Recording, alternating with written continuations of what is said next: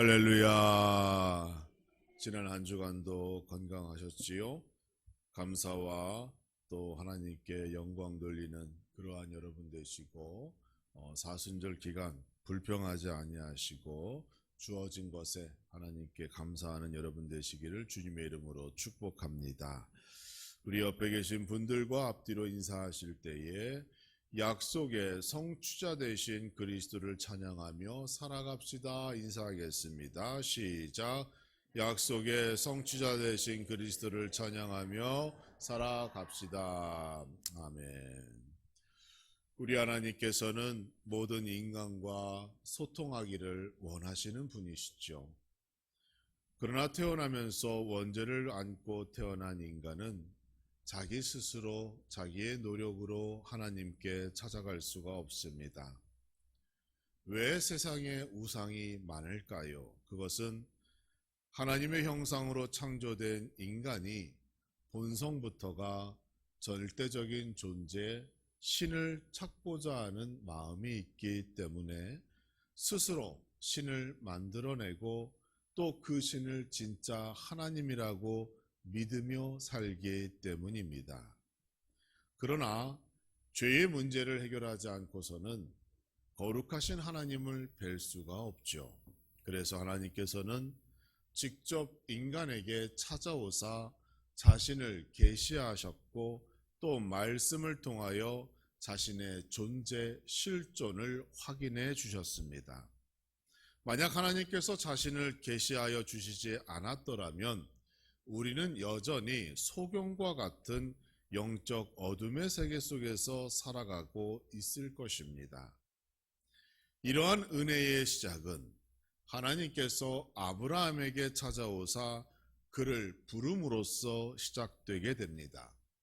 창세기 12장을 보시면 하나님께서 처음 아브라함에게 나타나셨죠. 그리고 그에게 한 가지를 명령하십니다. 너는 너의 고향과 친척과 아버지의 집을 떠나 내가 네게 보여줄 땅으로 가라. 이렇게 명령하셨습니다. 이 말씀은 참 막역하고 보는 관점에 따라 너무도 억지스럽고 실망스러운 명령이에요. 하지만 하나님께서는 이것을 통하여 아브라함을 축복하시기로 작정하셨고 계획하셨다는 겁니다.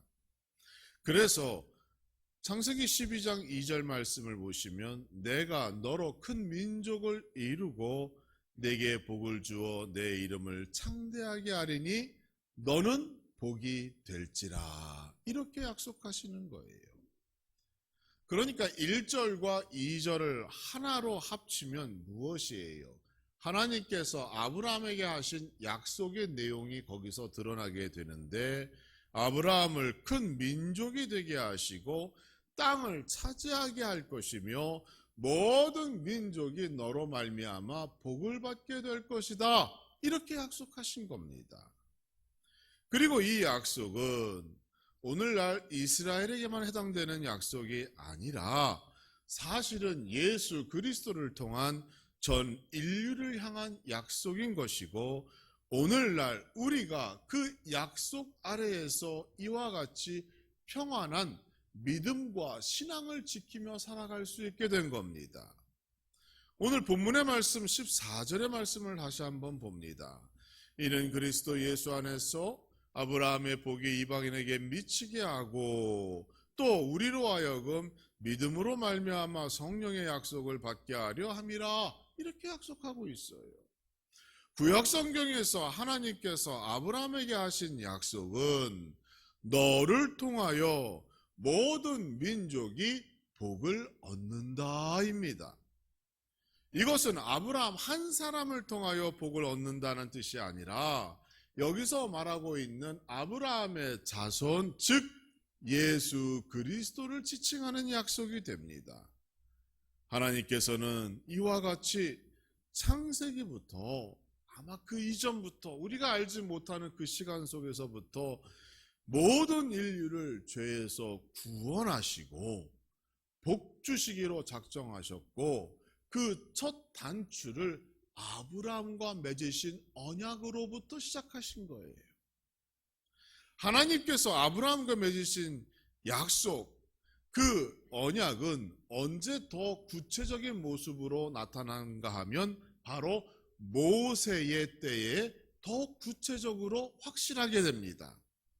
우리가 출애굽 사건을 단순한 사건으로 생각하지 말아야 할 것은 광야 40년의 시간 동안 하나님께서는 모세를 통하여 이전에는 없고 새롭고 지워지지 않는 그 계명을 돌판에 새겨 모세에게 주셨다는 거예요.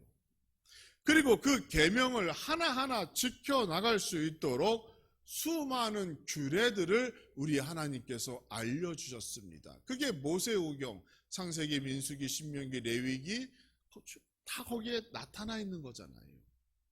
아브라함의 약속에서 하나님께서 세상 만민에게 복을 주시기로 한 하나님의 뜻을 발견할 수가 있다면, 모세와의 약속에서는 그 복을 받기 위하여 우리 인간은 어떻게 무엇을 해야만 하는가, 거기에 대하여 우리 하나님께서 알려주신 거예요. 하나님과 모세와의 언약에서 가장 중요한 한 가지 사실이 있어요. 하나님께서는 피를 통하여 그 언약을 보증하여 주셨다는 사실입니다. 출애굽기 24장 8절에서는 이렇게 말씀하시지요. 이는 여호와께서 너희와 세우신 언약의 피라라고 얘기하고 있어요. 여러분 상상해 보세요. 6월절 날 어떠한 일이 있었는가 생각해 보시기 바랍니다. 첫 번째 6월절 사건은 어린 양의 피가 문설주에 발라짐으로 인하여 시작되게 되지요. 그 어린 양이 죽음으로 그 집 안에 있던 모든 가족들이 대신 생명을 얻게 된 사건이 6월절입니다. 그런데 여러분, 그 어린 양이 어디서 왔어요? 옆집에서 빌려왔어요? 시장에서 돈 주고 사왔습니까? 아니에요. 그 어린 양은 가족과 함께 집안에서 정말로 함께 살던 어린 양, 어떻게 보면 관점에 따라 우리 가족과 같은, 내 자식과 같은, 그게 바로 그 어린 양이었어요. 그런데 그렇게 사랑받던 어린 양이 죽어서 그 피가 문설주에 발라짐으로 인하여 그 가정이 살아났습니다. 그때부터 하나님과 새로운 관계를 맺게 된 거예요. 약속되어졌어요. 그 가정은 구원을 얻었지요. 그렇게 시작된 피의 약속, 피의 언약은 하나님께서 모세를 통하여 죄인이, 인간이 하나님 앞에 나올 때는 반드시 이러한 피의 제물을 가지고 나와야 한다. 또 영적인 교훈에 의하면 이러한 어린 양의 피를 의지하여 하나님께 나와야 한다. 그것을 우리 하나님께서 말씀하시고자 한 거예요. 성막 안에서 이루어지는 제사, 여러분 거기에 뭐가 있어요? 피가 있잖아요. 피가. 빈손으로 하나님께 나아가는 거 아닙니다. 자기의 죄를 용서함 받기 위하여 성막에서나 성전에서나 하나님께서 정하신 그 동물을 끌고 와서 안수함으로 죄가 전가되어지고, 그 짐승이 죽음으로 그 피가 하나님께 드려짐으로 나의 죄가 씻어지는 거예요. 그 피가 곧 예수 그리스도의 십자가 희생을 뜻하는 겁니다. 사랑하는 성도 여러분, 예수 그리스도를 통하여 아브라함이 약속하신 그 축복이 오늘날 우리에게 이처럼 일하고 임하고 있는 줄 믿으시기 바랍니다. 우리가 구약 성경을 읽고 묵상하는 이유는 구약 성경에 나타난 이 언약, 이 예수 그리스도, 그 어린 양의 그 피를 우리가 배우기 위함입니다.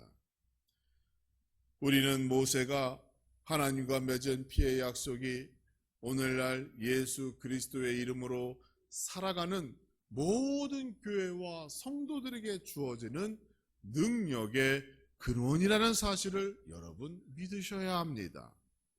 하나님께서 아브라함과 모세와 맺으신 그 언약이 오늘날 우리가 예수 그리스도의 이름으로 맺게 된 하나님과의 약속인 거예요. 이 모든 것들이 하나로 연결되어진 겁니다. 오늘 본문의 말씀 15절에서 바울은 이렇게 얘기해요. 형제들아, 내가 사람의 예대로 말하노니 사람의 언약이라도, 즉 사람의 약속이라도 그것을 한번 정한 후에는 아무도 폐하거나 더하거나 하지 못하느니라 라고 얘기하고 있어요. 사람이 한 약속도 그것을 바꿀 수 없다라는 뜻이에요. 사실 우리는 매일매일 약속을 하며 살아가잖아요. 아침에 눈을 뜨자마자 여러분도 약속을 합니다.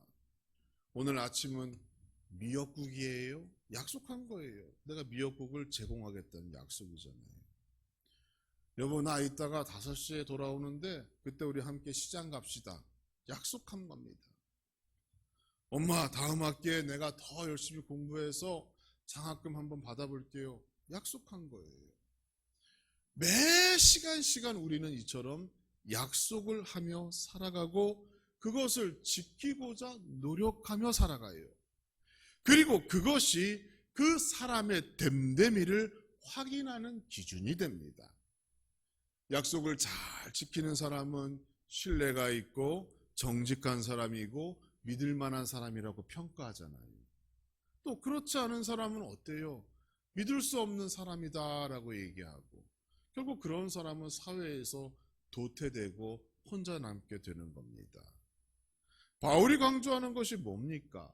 사람과 사람 사이에서도 약속이 이처럼 중요하고 그것을 지키기 위하여 사람들은 서로 노력하고 수고하는데 하물며 하나님께서 너희와 하신 이 약속은 얼마나 중요하고 또 그 약속은 반드시 이루어질 것이다 라고 지금 우리에게 말하고 있는 겁니다. 하나님께서 하신 언약, 약속은 이렇게 이미 우리의 삶 속에서 이루어지고 있습니다. 중요한 것은 내가 그것을 얼마나 믿고 있는가, 이게 중요한 거예요. 모든 약속의 성취자 되시는 예수님과 동행하시고 약속된 복을 받는 그러한 지혜로운 성도가 되기를 주님의 이름으로 축원합니다. 본문에서 바울이 말하고 있는 모든 약속의 성취자, 우리에게 복을 주시겠다고 한 것, 우리에게 영원한 생명을 약속하신 것, 여러분의 기도도 응답된다고 하신 것, 우리와 평생도록 함께 하시겠다고 하는 성경에서 말하고 있는 이 모든 약속, 언약은 누구와 함께 성취되는가 하면 예수 그리스도를 믿음으로 내 안에서 성취되고 이루어지는 것이에요. 우리는 예수 그리스도를 믿음으로 아브라함의 복을 나의 복으로 받을 수 있는 것이고 하나님께서 모세와 함께 하신 약속, 그 약속된 축복, 그 약속된 축복이 실제로 나의 삶 속에 임하게 되는 겁니다. 누구를 통해서? 예수 그리스도를 통하여. 그러므로 우리가 약속의 성취자 되시는 예수 그리스도를 통하여 과연 오늘날 나는 어떠한 복을 받게 되는가? 이것이 우리에게 이제 주어진 과제인 겁니다. 물론 성경을 보시면 엄청나게 많은 약속된 축복이 있지요. 그런데 여러분, 그 축복을 우리가 성경을 통해서 읽고 성경을 덮어버리면 그저 잊어버리는, 나에게 언제 임할지 모르는 그러한 말씀으로 남아버리는 게 사실 우리의 삶의 문제 아니겠어요? 그러면 오늘날 2026년도 3월 8일 사순절 세 번째 주일, 예수 그리스도를 통하여 하나님께서 나와 약속하셨다는데 과연 나는 어떠한 복을 오늘 이 한 주간 받으며 살아가야 하는가? 이게 우리에게 중요한 거 아니겠습니까? 가장 먼저는 여러분이 하나님과의 관계가 회복되어지는 복을 받게 됩니다. 우리는 하나님의 형상대로 창조된 존재입니다. 그래서 모든 인간의 생명은 소중한 것이고, 여기서부터 인간의 평등과 자유와 박애와 같은 중요한 사상이 시작되게 됩니다. 생각해보면 인간은 누구나 평등과 자유를 중요한 인간의 가치로 여기는데, 우리의 역사를 보면 이것은 누구나 아는 사실임에도 이것을 한 번도 제대로 실현한 적이 없다고 하는 사실이에요. 눈만 뜨면 어디에서 전쟁 났다고 해요. 기름값이 엄청나게 올랐다고, 주가는 떨어졌다고. 난리가 아닙니다. 왜 그럴까요? 다들 평등, 자유, 평화 다 중요하고 소중하다는 것 아는데 왜 그럽니까? 대답은 간단해요. 하나님이 없는, 그리스도가 없는 평등과 자유와 평화는 이 땅에 있을 수 없기 때문입니다.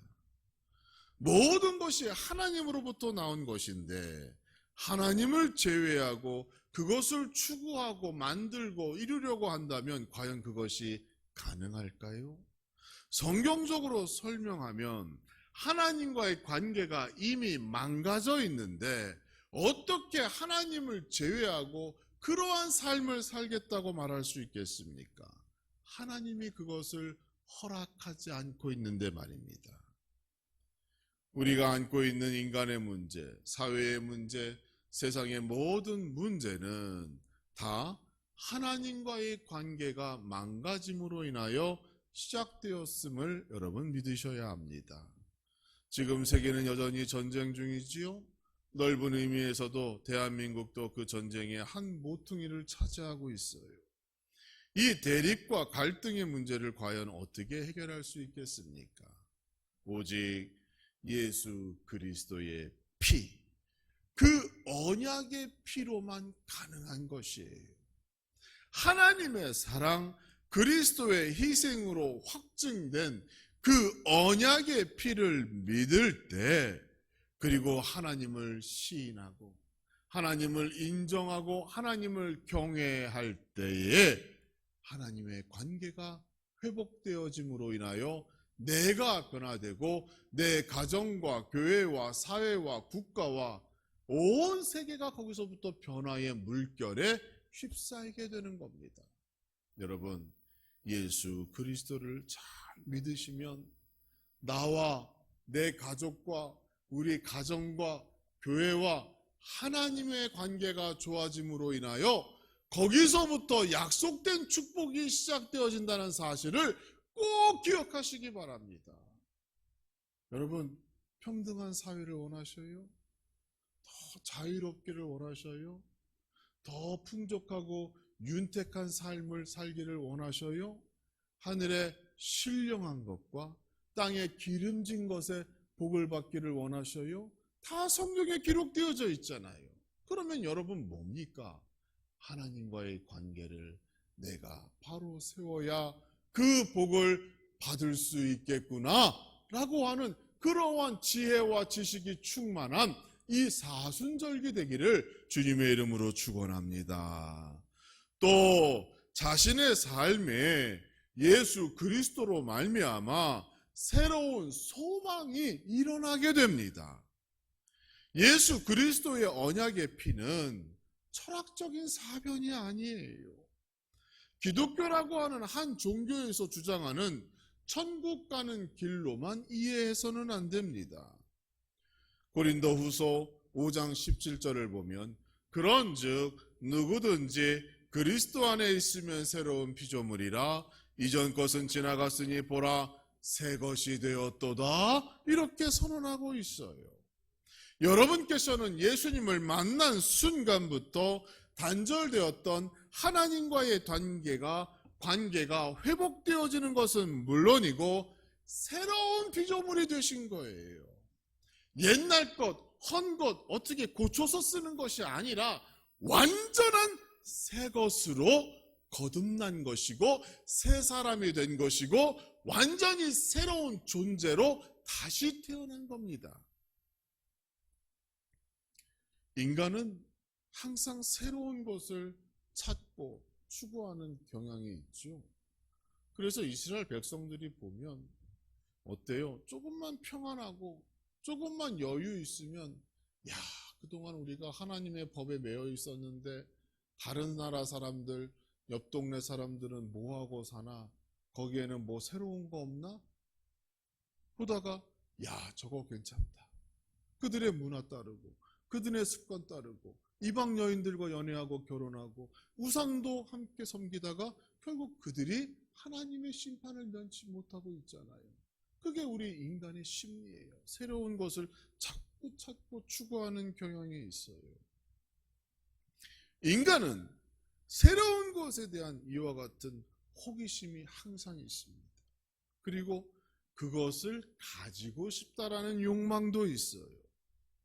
그래서 이 욕망은 두 가지 양면의 동전과 같아요. 한쪽은 하나님을 떠나 세상 가운데서 더 새로운 것을 찾고 얻고자 하는 욕망이고, 또 다른 한쪽은 하나님의 형상대로 창조된 우리는 하나님의 품으로 더 깊이 파고 들어가서 내가 하나님을 더 많이 알아야지, 예수 그리스도를 본받아야지, 그것이 나의 본분이지, 그렇게 고백하며 살아가는 욕망인 거예요. 그러니까 여러분, 새로운 것에 관심 갖는 것 좋습니다. 그런데 문제는 뭐냐면 하나님의 품에서 빠져나와 세상의 새로운 것으로 올인하면 안 된다는 겁니다. 우리는 새로운 것을 어디에서 찾아야 돼요? 하나님의 품 안에서, 성경 안에서, 교회 안에서, 우리 공동체 안에서 새로운 것을 찾아야 하는 거예요. 예수 그리스도를 믿으면 새로운 피조물이라고 그랬잖아요. 그러니까 그 새로움은 어디서 찾아야 하는 겁니까? 당연히 성경과 교회 안에서, 하나님 안에서, 주 안에서 찾아야 할 책임이 우리 안에 있다는 것이고, 여러분, 날마다 새로운 것을 찾아간다는 것에 대한 기쁨, 그리고 어떤 희망, 그리고 어떤 기대감, 설레임, 뭐 이런 것들이 우리 안에 충만히 있어야 하는 겁니다. 교회 오실 때 인상수 가기 싫어. 저도 가기 싫어요. 저도 가기 싫어요. 아침 주일마다 우리 집사람한테 교회 가기 싫다. 저도 종종 얘기합니다. 근데 이거는 인간적으로 얘기하는 거고, 그렇죠? 연약하기 때문에 그렇게 얘기하는 거예요. 우리가 피곤하면 피곤하다고 그러고 아프면 아프다고 그러고 배고프면 배고프다고 얘기하잖아요. 그런데 이거는 우리 인간에서 그냥 툭 튀어나온 인간적인 면에서 얘기하는 것이고, 그게 나를 지배하지는 않잖아요. 그렇죠? 우리는 성령에 매여 있기 때문에 육체적으로는 힘들다, 오늘 교회 한번 안 가면 좋겠다라고 할 수는 있으나, 우리는 성령에 매여 있고 성령에 이끌리기 위하여 어딜 감히 그런 생각을 하면서 박차고 나와 교회로 달려오는 거 아닙니까? 새 사람이 되는 우리는, 여러분, 새로운 욕망, 새로운 소망을 가져야 합니다. 하나님을 떠나는 것이 우리의 소망되어서는 안 돼요. 세상 밖에 이전에 모르던 즐거움이 있다, 재미난 것들이 있더라라고 하여 교회를 떠나고 하나님을 등지는 것이 우리의 소망이 되어서는 안 됩니다. 그리스도 예수의 피로 인하여 하나님과 그 관계를 맺게 된 우리 모두는 하나님 품으로 더 깊이 들어가야 하는 것이고, 그 하나님 품 속에서 새로운 은혜를 맛보고 하나님이 주시는 그 놀라운 축복 속에서, 야, 이것이 새로운 믿음의 결과이고 이것이 진정한 예수 그리스도를 믿는 참된 신앙의 맛이구나, 이런 것을 발견하고 고백할 수 있는 그러한 소망 가운데 살아가는 여러분 되시기를 주님의 이름으로 축원합니다. 우리는 예수 그리스도의 피로써 하나님과 새로운 언약 관계를 맺은 아주 중요한 가치 있는 존재입니다. 우리는 하나님의 자녀가 되었습니다. 예수 그리스도의 제자가 되었어요. 아브라함에게 약속하신 그 하나님의 축복이 나에게 임할 수 있는 권위와 권세가 우리에게 주어졌어요. 모세에게 명령하신 그 하나님의 법, 그것을 준수해야 할 책임도 우리가 안고 살아가고 있어요. 그러나 예수 그리스도로 말미암아 우리는 영원한 생명을 얻게 되었으니 이러한 모든 근심과 걱정 다 떨어내시고 사도 바울의 고백과 같이 더 이상 그리스도 외에, 복음 외에 무엇이 더 우리에게 필요한가, 이러한 담대한 믿음으로 변화되어지는 이 사순절에 여러분 믿음 되어지기를 주님의 이름으로 축복합니다. 사순절 세 번째 주일을 맞이하고 있습니다. 이 놀라운 예수 그리스도의 피로써 맺은 하나님과의 언약을 기억하시고 나는 하나님의 은혜와 사랑을 받은 자, 하나님의 축복을 받은 자라고 하는 믿음의 확신 가운데 이 한 주간 살아가시면서 하나님의 거룩한 백성이요 자녀로서 위풍당당하게 어깨 쫙 펴시고 살아가는 그러한 능력 있는 우리 함라중앙교회 모든 성도가 되어지기를 주님의 이름으로 축원합니다.